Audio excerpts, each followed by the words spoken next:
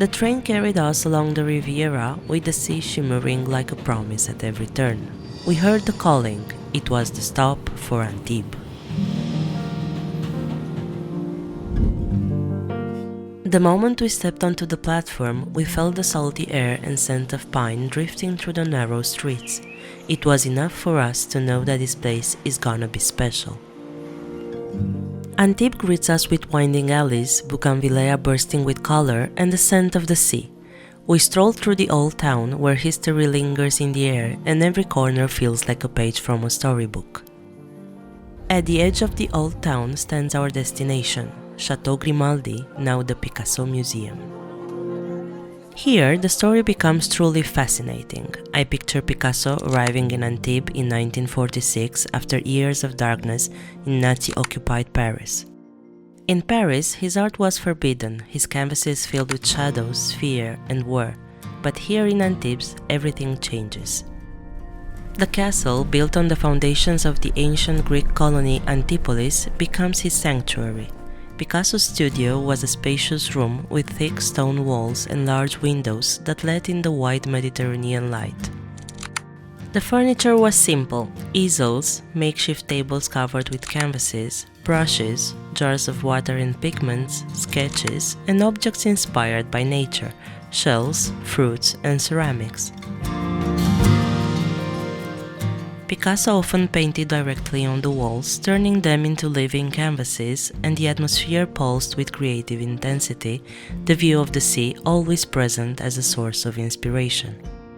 In just 2 months, he painted over 20 canvases and dozens of drawings, among them La Joie de Vivre, an explosion of color, life, and freedom. Nymphs, fauns, and satyrs dance across the canvas, inspired by Greek mythology and the ancient roots of the castle. It's as if Picasso absorbed all the light and energy of the place and transformed them into art. Today, the museum houses over 245 of his works, and standing on the terrace with the sea stretching endlessly, it's easy to understand why he chose this place. Here, the horizon feels like a canvas waiting to be painted, and history and mythology blend with the present. It's time to move on. We board the train again, this time bound for Cannes. The city awaits with its charm, its lights, and its stories.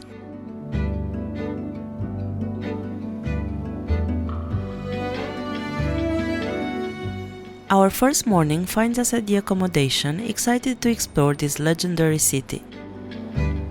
Now, as the sun rises, we greet the day with coffee on the balcony among blooming oleanders and air scented with salt and flowers. We step into the heart of the city, and our first stop is Marché Fourville. The market vibrates with voices and color. Beneath its iron arches, stalls overflow with Provençal treasures: sun-ripened tomatoes, wild herbs, fresh seafood, and artisanal cheeses. Locals greet each other like old friends. Here, in the pulse of daily life, we begin to understand the soul of the city.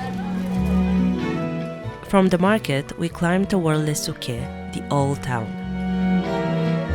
The streets narrow, winding between stone houses and shuttered windows.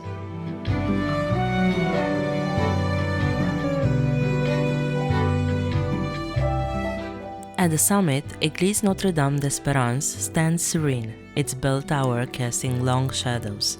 Beside it, the Cannes sign gleams on the hillside, a promise to all who come here seeking magic. Some vines of Bougainvillea reach all the way to the rooftops, splashing fuchsia against the warm stone.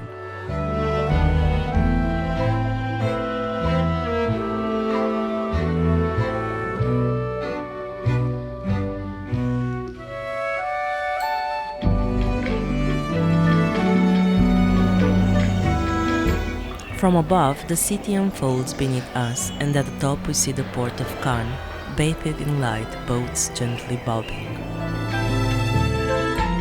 We descend toward the port where the mood becomes more open, more alive. The gentle clink of boats blends with the city's hum. Tourists pause to admire the view, and the sea quietly laps against the docks. The boats seem ready to set off on their next adventure. Just steps from the port, we arrive at the Palais de Festivale des Congrès, the beating heart of Cannes. But the story of this place is not just about glamour, it's about artistic resistance.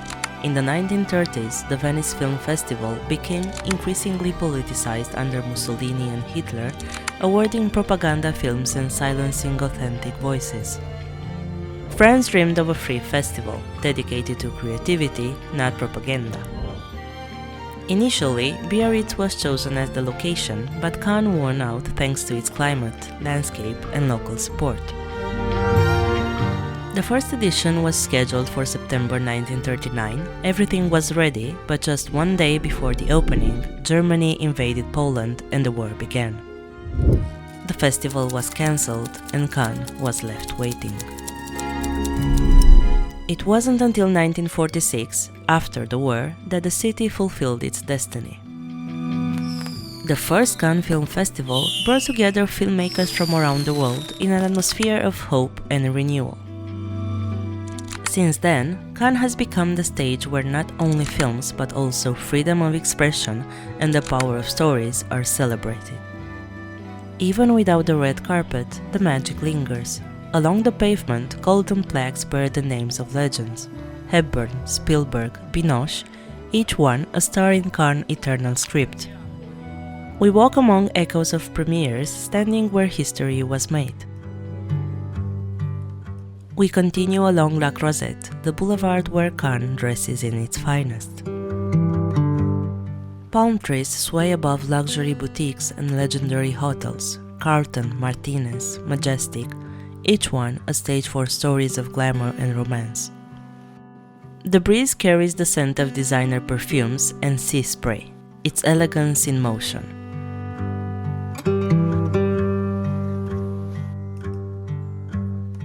We finally arrive at the beach. The sand is warm, the sea calm, and the glamour seems to soften.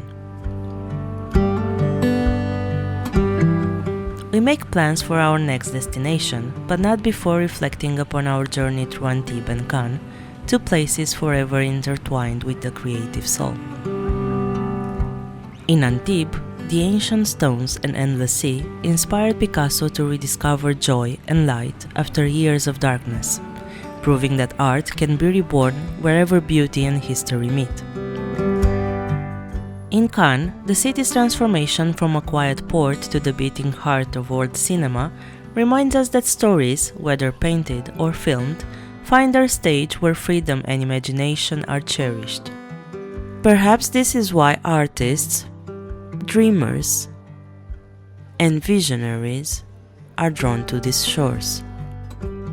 Here, the Mediterranean light sharpens every color, every shadow, and every hope. In Antibes and Cannes, creativity is not just celebrated, it is inevitable.